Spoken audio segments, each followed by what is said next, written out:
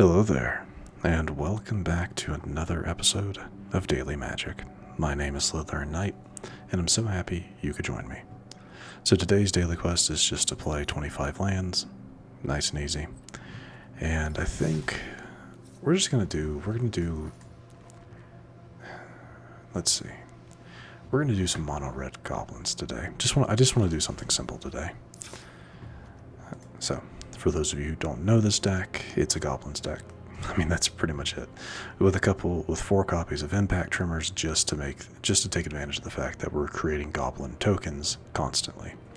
The best combo with this deck is to have Howlsquad Heavy on the field when you play Krenko mob boss, so that you can immediately activate Krenko's ability to create X number of 1/1 red goblin creature tokens, where X is the number of goblins you control. That's the best combo you can have.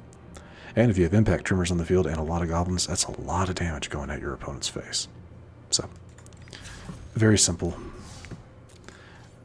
It is kind of reliant on having a good opening hand and good draw, as are most decks, but still. This, while this is on our screen, I'm actually kind of looking forward to this. I don't know if the Final Fantasy set is going to be usable in Standard. I don't know if it's one of those where it's like you can play it in Alchemy like they did with the Lord of the Rings set a while ago, about a year or so ago. But there is going to be a new, Mastery Pass with this. So I'm like, is it? I don't know. Is it going to be? If it's going to be in Standard, awesome. I'm a relatively new fan of the Final Fantasy series, but anyway, the only game I actually have on the channel, I played Final Fantasy 16. I have a playthrough of that on the channel. No DLCs. None of the DLCs, just the base game. But it was a good game, I thought. Anyway.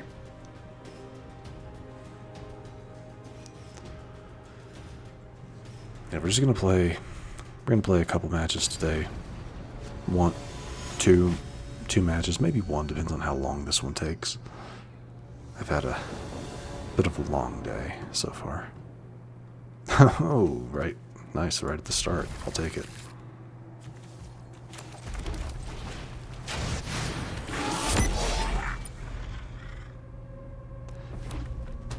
That's not great.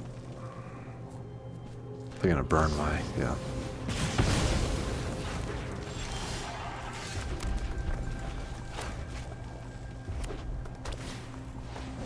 Ghost Vacuum, okay.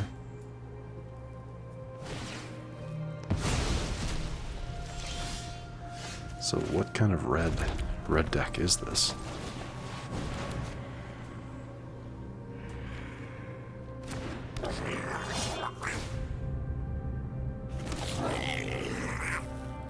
They can burn the token, yeah.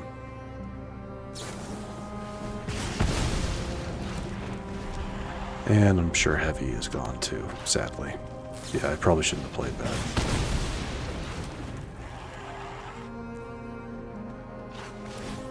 Yeah, definitely, shouldn't have played that. That was a little quick on my part.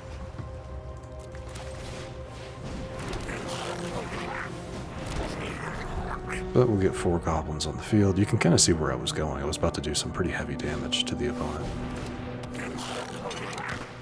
That's fine. Let's go here. Boost them.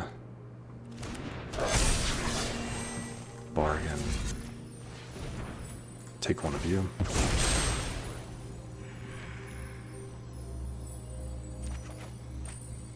Okay. And a burnout? No.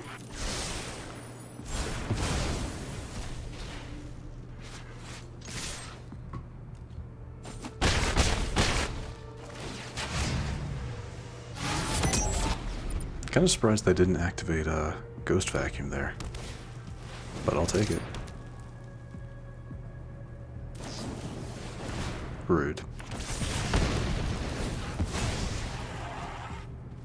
So what do we get? What do we get? That's fine. I don't have anything that pulls things from the grave, so.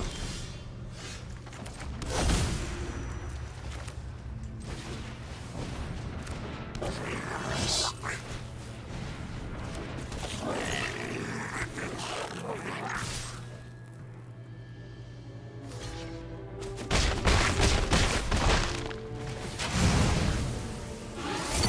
So, if I can keep Howlsquad Heavy alive, if Heavy here survives this upcoming turn, come on, let it live. Okay, another one.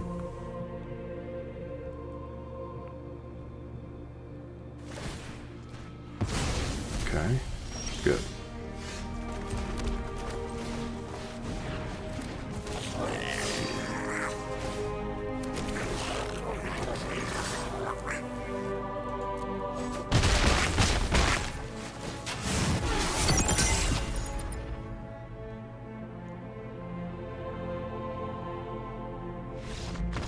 Alright, we'll take it.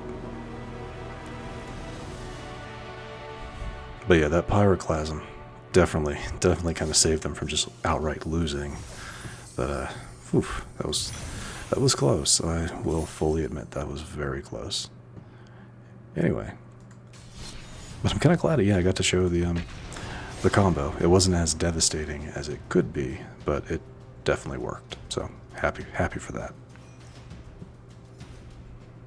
Either way, let's go ahead and do another match. See where we end up with this. Like I said, it's been just a little bit of a long day.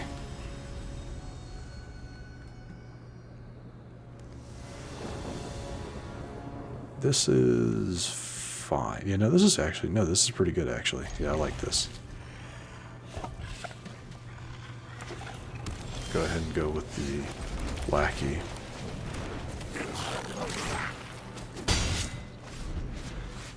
Yeah, go with the Lackey. We'll probably play both Greasewrenches next.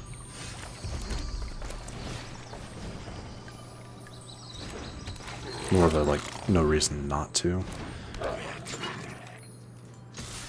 Yeah, go ahead and activate your Fabled. Nothing yet? There you go.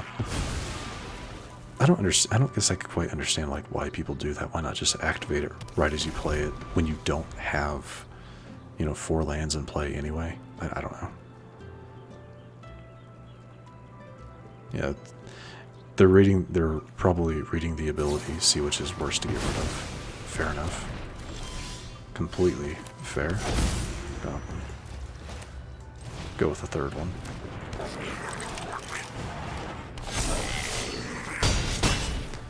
Go ahead and boost up their strength with Hordemaster. I don't expect it to survive. I mean, if it lives, okay. So they went with the gain some life. That's fine.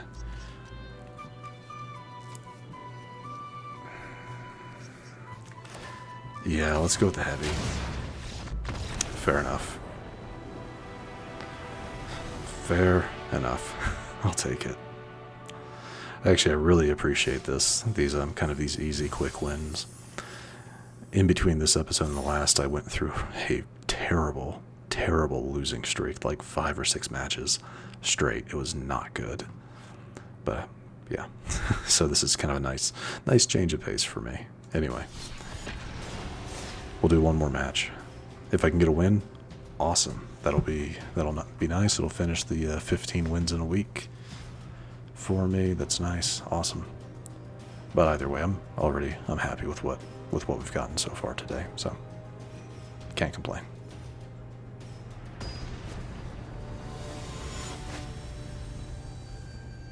All right.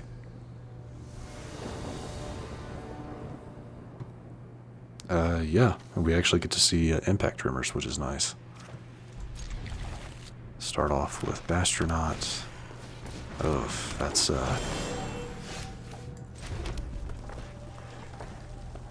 okay. Yeah, we're gonna go ahead and just get rid of that. I don't need them growing, having more land. I don't need that right now. Nope, that's completely fine. Sure.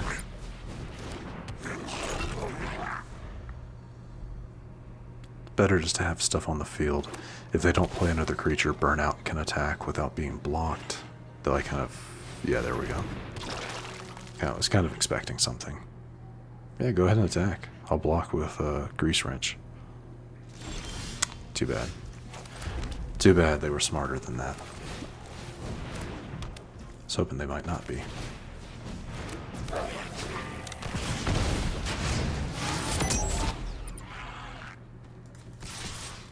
Go with those two. Because if they block the goblin, something dies. They're not going to, which is fine.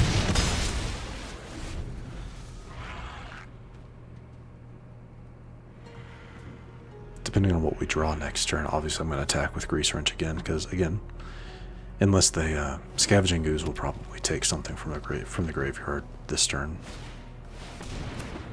What does this one do? Enters, put a +1. Wow, that's nice. It's real nice. Go ahead and do that.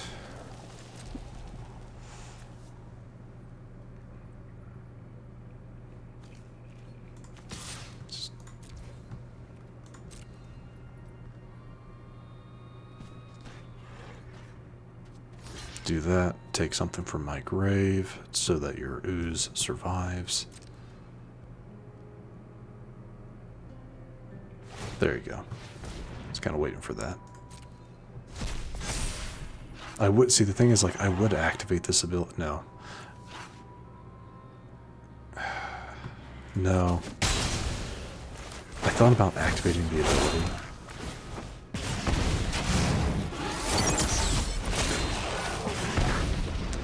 The only problem with activating its ability is that I wouldn't have been able to play the Searslicer Goblin. Yes, it would have gotten rid of the Scavenging Ooze, which may have been the better play. I don't know. But either way. I mean, yeah, I'm not going to block any of that.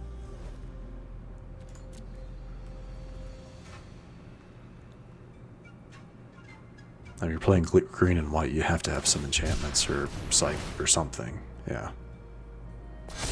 Nice. Very nice. Not helpful.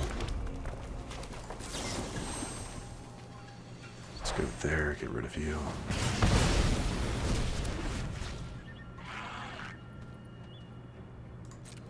What's your ability?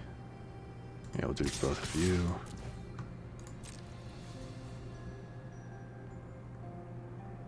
That's fine. I kind of already accept I'm not going to win this match, so.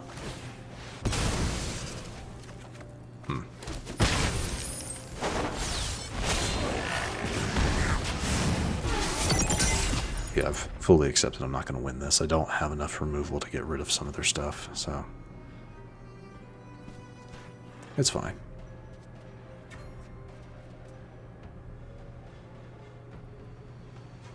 And with this token having vigilance, I don't have the safety of attacking, because they can attack and still block, so yeah, not great.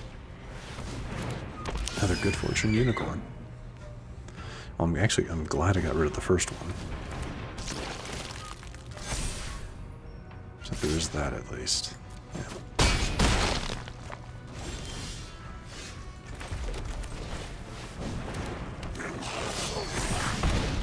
Overall, not that helpful. Well, yeah, no. So just go ahead, good game, and go ahead and concede here.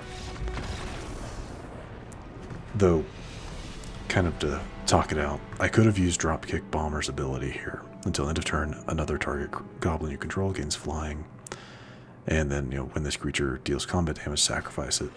I could have done that with my token to get 2 damage in, some chip damage in, and then another point of damage from Impact Tremors, which would have taken them to 11, but it's like, there's no reason. I don't have enough creatures on my side of the field, even with another goblin being created with Searslicer to block the damage. Yep, so no reason to keep going. So too bad to, yeah, unfortunate to end things with a loss, but sometimes that's just how it goes. Either way, that's the matches. We do have 2 packs to open, so let's get to that. Get our free mythic. Thank you very much. Alright, what about nothing new in the commons and uncommons? Cool. A lot of dragons though. Nice. What about you? Windcrag Siege, I'll take that. Mardu and Jeskai. Okay, yeah, we'll take that. We'll take that. Alright, what about you?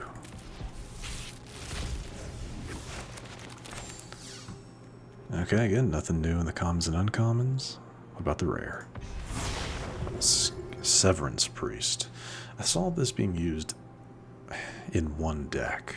I think it was one of the ones that like Magic the Gathering Zone had as like a pre-build.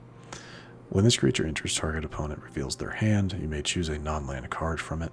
If you do, exile that card. When this creature leaves the battlefield, the exiled card's owner creates an XX white spirit creature token, where X is the mana value of that exiled card. I really don't see the point of this card.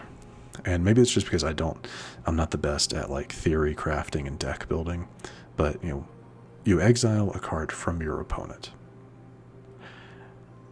And then once Severance Priest leaves, your opponent, the exiled card's owner creates an XX white spirit creature token where X is the mana value of the exiled card. That's not a good thing. Like, that's not a good thing for you unless there's some sort of strategy with that, but I don't see it, so. Or I'm just not reading it right. I don't know. Either way, don't really care for that card. But yeah, that aside, we're going to go ahead and wrap things up. So, if you happen to enjoy this episode, which I do sincerely hope you did, please feel free to hit that thumbs up button down below. And if you happen to be new to the channel, hello, welcome, and please do consider subscribing. And to stay up to date for whenever new content is released, don't forget to hit that bell icon after you subscribe. But other than that, thank you so much for watching. I really do appreciate it. And I will see you all next time.